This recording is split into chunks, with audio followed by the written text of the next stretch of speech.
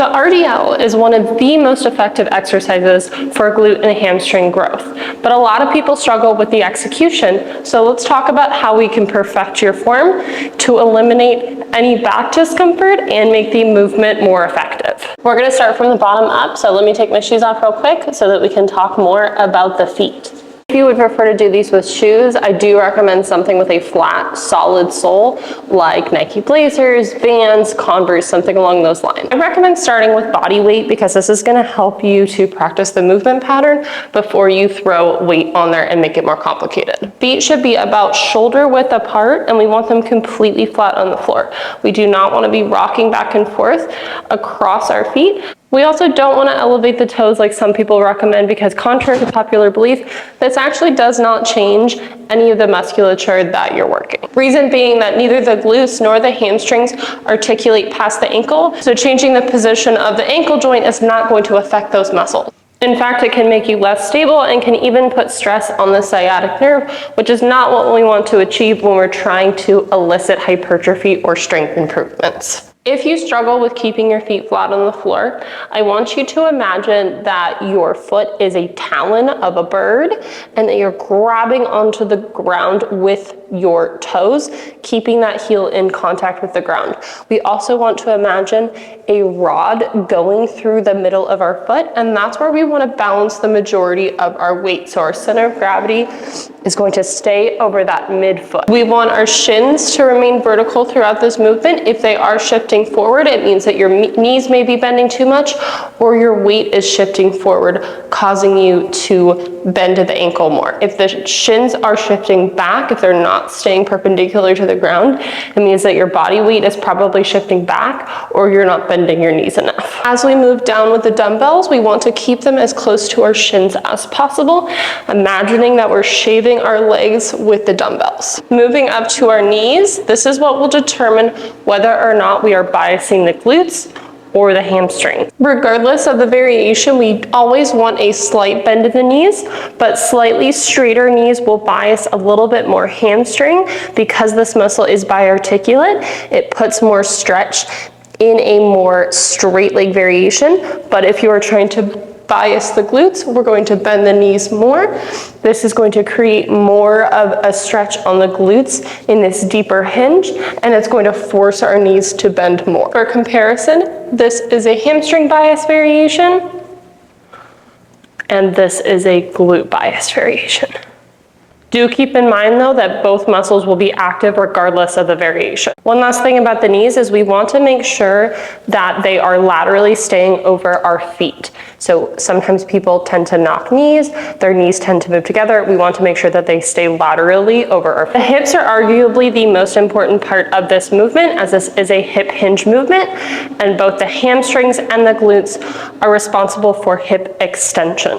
Like we talked about, the amount of hip hinge that occurs will determine how much of each muscle is being recruited. Key to maximizing hip hinge is not thinking bend over, it's thinking drive the hips back. If that makes you feel like you're gonna fall over, you could set yourself up in front of a bench or a wall in order to make you feel like you're not gonna fall over, and you can practice driving your hips back like you want to touch that wall, or allow the bench to keep your knees upright so that if you were to fall backwards, which you won't, but if you were to, the bench will catch you. Another important role that the hips play is pelvic position. One thing that can cause lower back discomfort is excessive anterior tilt. What I mean by that is that if your pelvis tilts forward like this, it's going to cause excessive arching of the low back. And that's not inherently bad, but what it will do is it will force a lot of those back muscles to do the work rather than the glutes or the hamstrings, whatever you're trying to target. We also do not want to tilt posteriorly at the top. A lot of times people will come up and they'll excessively extend here, but we're not doing a hip thrust. So we don't need to tuck the pelvis under and drive forward. All we need to do is come up into a neutral position, and that is where the movement stops. Throughout the movement, start the movement with a neutral pelvic position, continue the movement with a neutral pelvic position.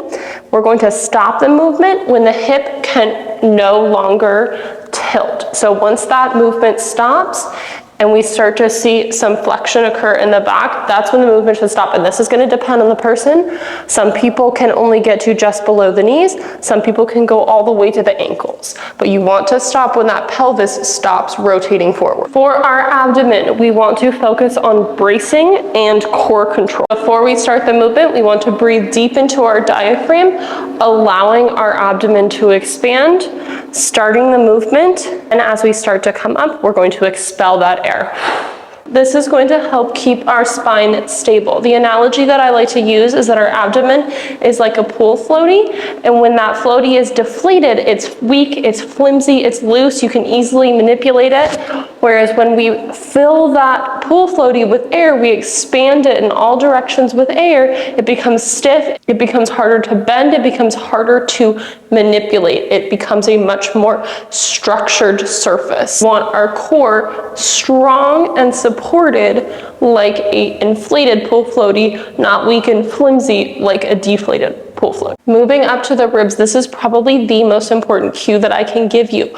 We want to think about stacking the ribs. The cue that I like to use is we're going to imagine that there is a string connecting our sternum to our pelvis, and we want to draw that taut. We don't want to over tighten it. We're not going to be crunching over, but we want it taut and not loose like this. So that is going to help keep our ribs completely stacked over our hips, even as we move through that hinge motion. Another analogy that I like to use is I imagine that my torso is a 2x4 and I'm levering that 2x4 down so it's all one completely straight line. Moving up to our shoulders, we want our shoulder blades to be depressed and retracted, but not overly retracting our shoulder blades or pulling them back is going to force that back to arch, and again, that's what's going to cause some discomfort in the back. So we want a slight retraction to prevent them from rounding over, keeping them in line with our torso, and we want to think about pulling those shoulder blades down towards our hips. This is going to help keep the weights close to our body, close to our center of gravity, and it's also going to keep us from shrugging our shoulders and putting a lot of stress on the trap. For the arms, we want them to hang loose and straight down. If you bend them, this is going to make your biceps do some of the work, which is eventually going to be a limiting factor when your biceps can't lift as much weight. With dumbbells, you have some flexibility in your arm positioning.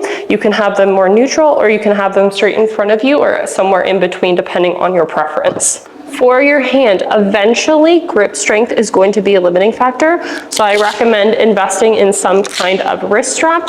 There are different kinds. If you want me to make a video talking about different types of tools for the gym, I can, but these are going to eliminate the need for increasing grip strength. If you are working with a barbell, you also have the option of doing something called a switch grip, which is where one hand is overhand and one hand is underhand, and this is going to give you some more security on the bar. Last is head and neck positioning. In my opinion, what's most important is what is comfortable for you, but a lot of people stress the importance of having a neutral neck in order to prevent strain, but ultimately it depends on whether or not you find that comfortable. On that note, these are general tips that help both me and my clients to perform RDLs more effectively, to alleviate some discomfort, but that does not mean that these tips are universal. Every body is different, and there are a lot of different goals, and so there's going to be a lot of different variations of this movement. This is not a universal rule for anyone. Thank you for watching. Please like and comment whichever tutorial you would like next, and make sure you follow for more fitness tips.